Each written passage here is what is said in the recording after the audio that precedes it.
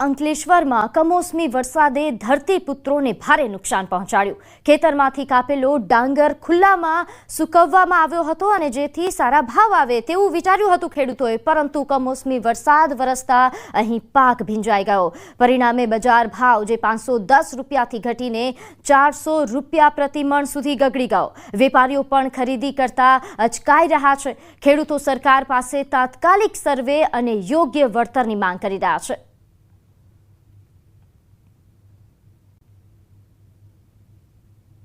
સૂકેલો માલમાં પાછો વરસાદ પડવાથી જે એમણે નુકસાન હતું કે ભાઈ ઓછું નુકસાન કરે એમાં પૂરેપૂરા નુકસાની થઈ ગઈ છે।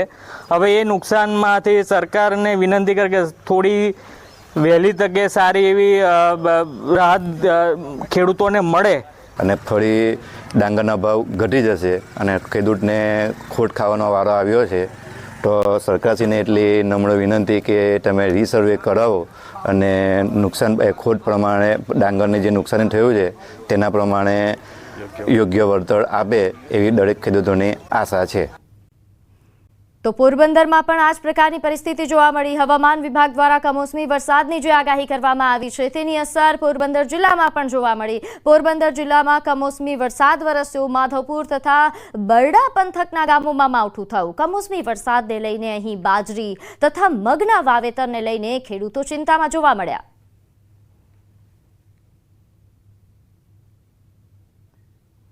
તો સુરતના ઓલપાડ તાલુકામાં આવેલી સહકારી મંડળી બહાર ડાંગર ભરેલ ટ્રેક્ટરોની લાઈન લાગી ગઈ। સવારથી જ માવઠું થતા અહીં ડાંગરનો મોટા ભાગનો પાક પલળી ગયો। હવામાન ખાતાની આગાહી બાદ ખેડૂતો ડાંગર લઈને મંડળી પર પહોંચ્યા। ખેડૂતો સવારથી જ ડાંગર ભરેલ ટ્રેક્ટર લઈને રોડ પર ઊભા છે। વરસાદની ચિંતામાં ખેડૂતો અહીં બેબાકડા બની ગયા છે। ઓલપાડ સહકારી મંડળ ખાતે ડાંગર ભરેલ ટ્રેક્ટરનો જમાવડો જોવા મળી રહ્યો છે।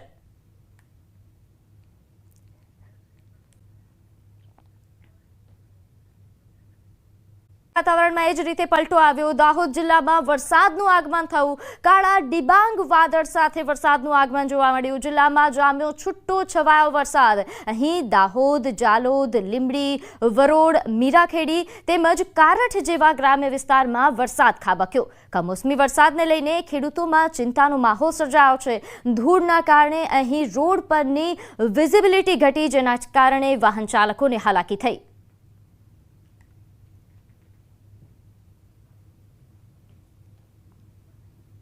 તો આ તરફ જૂનાગઢના માળિયા તાલુકામાં કમોસમી વરસાદથી ભારે નુકસાન થયું। મેંદરડાના જંગર અને ભાલછેલ ગામે ખેડૂતોનો પાક ધોવાઈ ગયો। અહીં માળિયાના જંગર ગામે ખેડૂતના હાથમાં આવેલો કોળિયો છીનવાયો। તાલના પાકને લણવા જતા સમયે જ વરસાદ તૂટી પડતા ખેડૂતોને ભારે નુકસાન થયું। મેંદરડાના ભાલછેલ ગામે અડદના પાકને નુકસાન થયું। તો સતત કમોસમી વરસાદથી ખેડૂતોના હાલ બેહાલ થઈ રહ્યા છે। તો જૂનાગઢમાં તલ અને અડદના પાકને નુકસાન। જૂનાગઢના માળિયાહાટીના તાલુકામાં ધોધમાર વરસાદ વરસ્યો। અહીં અકાળા અને કાલીબડા તેમજ દુધાળા અને ધરમપુર ગામમાં પણ ભારે પવન અને ગાજવીજ સાથે વરસાદ વરસ્યો। ખેડૂતોની મહેનત પર પાણી ફરી વળ્યા। અહીં તલ, અડદ, આ ઉપરાંત મગ અને કેરીના પાકને નુકસાન થયું। અહીં મોટા પાયે કેરીના પાકને નુકસાન થયું છે જૂનાગઢમાં। આ ઉપરાંત તલનો પાક પણ આ વખતે ખેડૂતોએ ખૂબ મોટા પ્રમાણમાં લીધો હતો, જેને પણ ભારે નુકસાન પહોંચ્યું છે। સાથે અડદ અને મગના પાકને પણ નુકસાન। તો જૂનાગઢના અનેક વિસ્તારોમાં વરસાદ, માળિયા, માંગરોળ, કેશોદમાં અહીં વરસાદ તેમજ ભારે પવન અને કડાકા ભડાકા સાથે વરસાદ થયો। વરસાદથી અહીં કેરી સહિતના પાકોને નુકસાન પહોંચ્યું, જેના કારણે ખેડૂતોના હાલ બેહાલ થયા છે। ખેડૂતો ચિંતામાં મુકાયા છે। તો નર્મદાના રાજપીપળા સહિત સમગ્ર નર્મદા જિલ્લામાં અસહ્ય ગરમી ઉપરાંત મોડી સાંજે રાત્રે 9:30 કલાકની આસપાસ ગાજવીજ સાથે વરસાદ તૂટી પડ્યો હતો। પવન સાથે વાવાઝોડું ફૂંકાતા વીજળી ડૂલ થઈ હતી। સમગ્ર રાજપીપળામાં અંધારપટ છવાઈ ગયો હતો। રાજપીપળામાં વરસાદ પડવાના કારણે નીચાણવાળા વિસ્તારોમાં ઠેર ઠેર વરસાદી પાણી ભરાયા હતા। કમોસમી વરસાદથી કેરી અને કેળના પાકને નુકસાન થવાની ભીતિ।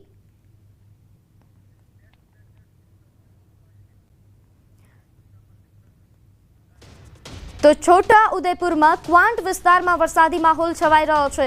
ભારે પવન સાથે અહીં વરસાદ વરસ્યો. વરસાદ પડતા ક્વાંટ નગરમાં લાઇટો ગુલ થઈ ગઈ. તો વરસાદને લઈને વાતાવરણમાં ઠંડક પ્રસરી, જેથી લોકોને બફારામાંથી રાહત મળી, ગરમીથી રાહત મળી.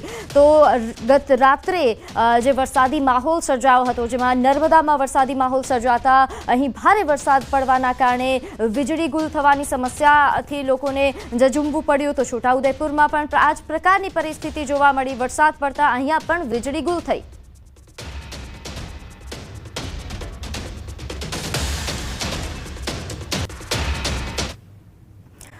ચોમાસું અંદાજે 70 થી 80 કિલોમીટર દૂર છે. કેરળમાં ચોમાસું બેસવા માટે અનુકૂળ સ્થિતિ સર્જાઈ રહી છે.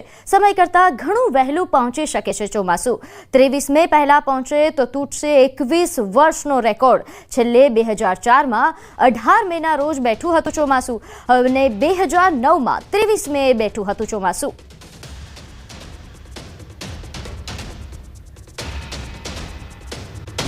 ગુજરાત પર વાવાઝોડાનો ખતરો વધ્યો. અરબ સાગરમાં લો પ્રેશર સિસ્ટમ સક્રિય બની. આગામી સમયમાં લો પ્રેશર વાવાઝોડું બને તેવા પ્રકારની સંભાવના વ્યક્ત કરવામાં આવી છે. લો પ્રેશર બન્યા બાદ ઉત્તર પશ્ચિમ દિશામાં ગતિ કરે તેવી સંભાવના છે. સૌરાષ્ટ્ર અને કચ્છના દરિયાકાંઠે દેખાઈ શકે છે અસર.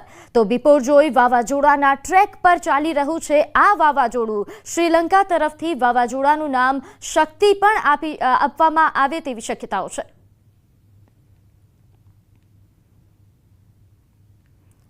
તો હાલ હવામાન નિષ્ણાત એક સાયક્લોન બની શકે છે. એ સાયક્લોન બનશે તો એનું નામ હશે શક્તિ. અને આ સાયક્લોન બને તો જેવી રીતે ગયા વર્ષે બિપરજોય સાયક્લોન જે ટ્રેક ઉપર ચાલ્યું હતું એ ટ્રેક ઉપર ચાલી શકે છે. એટલે કે સૌરાષ્ટ્રનો દરિયાકાંઠો અથવા તો કચ્છના દરિયાકાંઠા અથવા તો પાકિસ્તાનના દરિયાકાંઠે આ જે શક્તિ સાયક્લોન છે એ ત્યાં નજીક આવી શકે છે. એટલે પાકિસ્તાનથી લઈ અને કચ્છ, સૌરાષ્ટ્ર આ તમામ દરિયાકાંઠા ગમે ત્યારે આ સાયક્લોન છે એ ત્યાં નજીક પહોંચી શકે. 28, 29 અને 30 સુધી ગુજરાતમાં તેની અસર રહેશે. પવનની ગતિ 100 કિલોમીટર પ્રતિ કલાક રહેશે. વાવાઝોડું તબાહી પણ મચાવી શકે છે.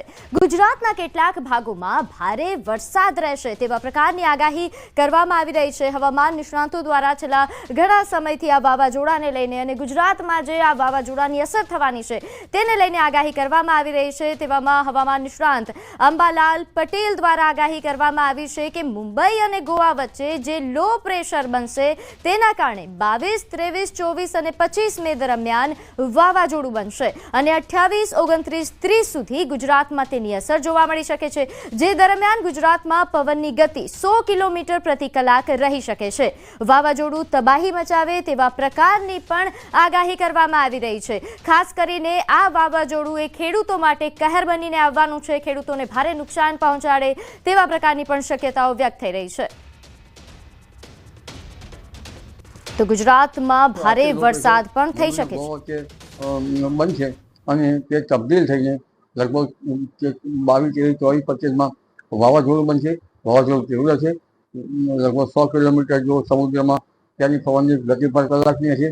ત્યારબાદ 26 તારીખ લગભગ મે પછી રિટર્ન લેશે અને પાછું પરત ગુજરાત તરફ આવશે. હવાનું દબાણ લગભગ 990 કે 993 કે 998 મિલીબાર છે અને સમુદ્ર પેરામીટરમાં 30 ડિગ્રી સેન્ટીગ્રેડ સમુદ્રનું ટેમ્પરેચર છે. એટલે વાવાઝોડું બનવાની પ્રક્રિયા તો રહેશે. શુષ્ક પવનની ગતિ પણ રહેશે. એટલે વાવાઝોડાની ગતિવિધિ તો રહેશે. પરંતુ આ વાવાઝોડું ભારે તબાહી સુધર કરે છે અને તારીખ 26થી રિટર્ન થઈને 28, 29, 30, 31 સુધી પણ તેની અસર ગુજરાતના ભાગોમાં રહેશે અને વિવિધ ભાગોમાં ભારે વરસાદ થવાની શક્યતા છે.